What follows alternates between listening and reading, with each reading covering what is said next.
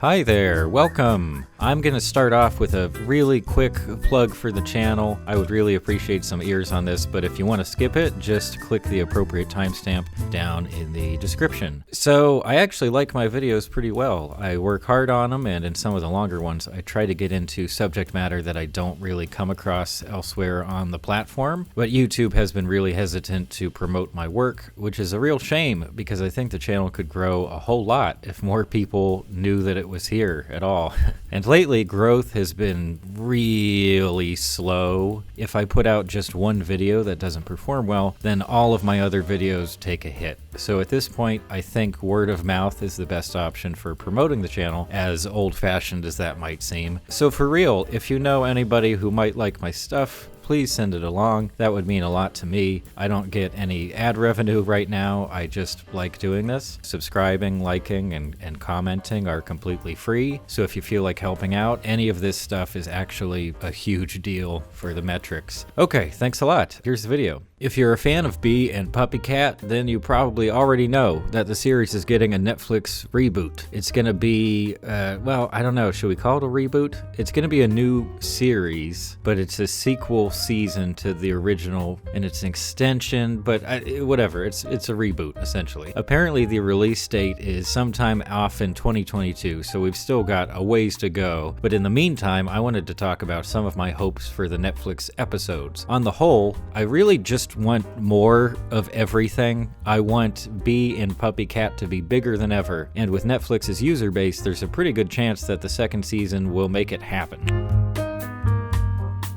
I want Bee and PuppyCat's creator, Natasha Allegri, to have all the creative control she could ever want for the show. She obviously had a great original vision for the show, and with the help of some great collaborators and excellent voice actors, the series became something really special. Obviously, when a property has a professional production team, you're not going to get just one person's vision out of it. It's going to change based on the team that's working behind the scenes, but in a lot of cases, shows lose their core vision thanks to network meddling, or in the case of movies, like studio meddling. This has happened with all kinds of big network TV shows and studio movies, but here's some good news for Bee and PuppyCat. Netflix already has a reputation for being very hands-off when it comes to how they manage different production teams. In fact, I think it was in an interview with Bill Burr about his Netflix show F is for Family, where he mentioned how Netflix never really told them to cut anything that they were making for the show, just to amp things up even more. And when it comes to Bee and PuppyCat in particular, that's some really good news. With another streaming service, I could definitely see this nice little web series getting co-opted by the bigwigs and losing all of its original charm. But based on the available evidence, it seems like Bee and PuppyCat will be allowed to be whatever it wants to be, and that's extremely good news.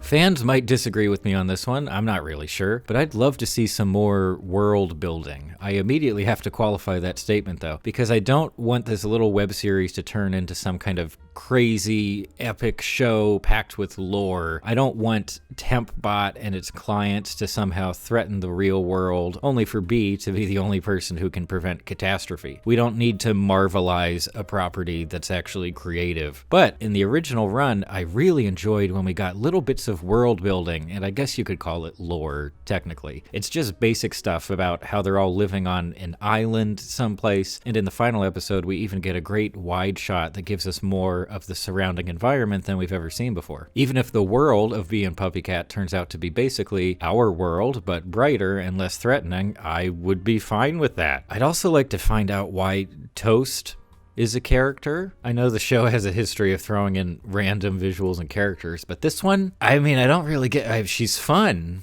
She's fun, but why is she? Is there gonna be some huge like wrestling subplot at some point? I guess that could be cool.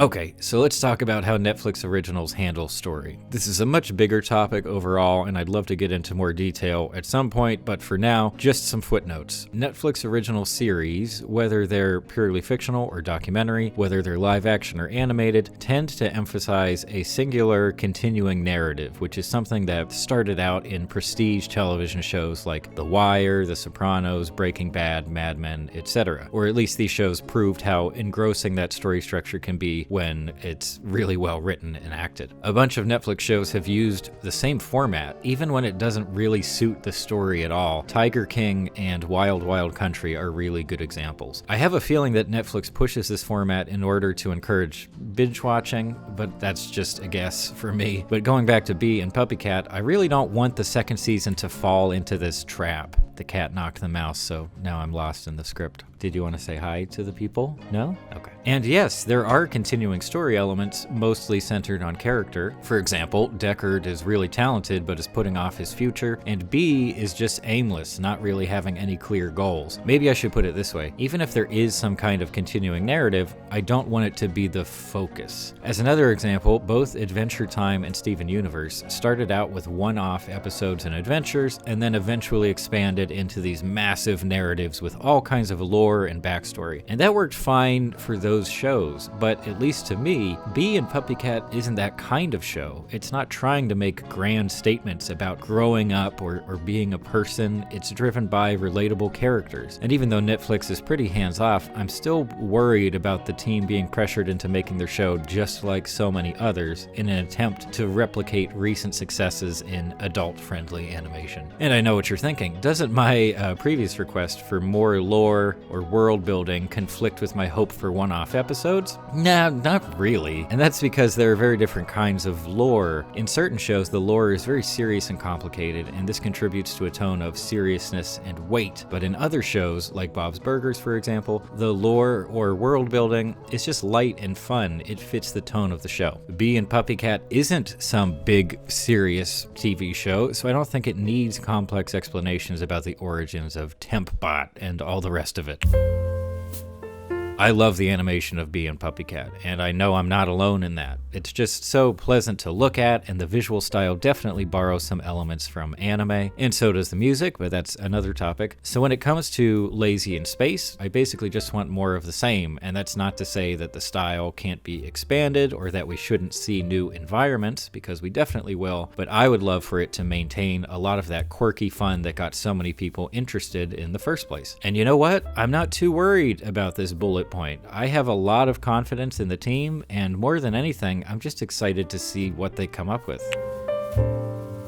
Okay, I really need to explain this one. I like Bee, and I don't want bad things to happen to her, but I also don't want her to suddenly become a really successful and wealthy freelancer. I think a big reason why so many people around my age related to Bee's character and the show as a whole when it first came out is her career situation. Basically, she was unemployed and couldn't even get a job as a temp, not on Earth anyway, and even after she starts doing extraterrestrial temp work, she still doesn't really have enough cash to go around. I really like this, not because I want to see a character being miserable, but because it's actually very rare to see broke characters in contemporary entertainment. Either characters start out broke and become successful over the course of the show, or the whole point of a movie or show is that the lead characters are poor and always will be, which creates this weird condescending tone that deprives these characters of their humanity. In fact, I remember reading a review of the first season of that show Atlanta. I think it was in the LA Times. And basically the reviewer said, I really hope this isn't a rags to riches story at all. There are already way too many of those, and that narrative doesn't really reflect real life accurately. And here's the thing, I'm a freelancer, I don't make a lot of money, and I definitely don't earn anything from these videos. It feels weird to say, but Bee makes me feel seen.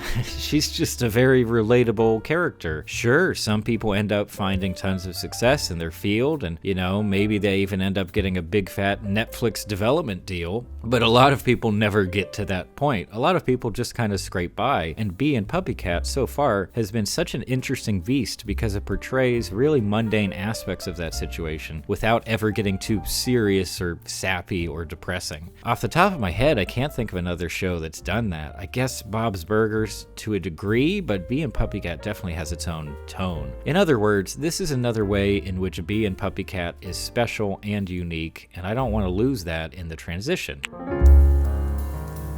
So those are just some of my hopes for Lazy in Space. I'm excited and I'm optimistic, but maybe you feel differently about it, which is why the comments section exists, so do some of that. Otherwise, I hope you have an okay day and drink plenty of coffee. I think it's healthy. I think that's where the scientists have landed on it most recently. I think it's healthy again, so drink some coffee. And that's about it. Thanks for stopping by.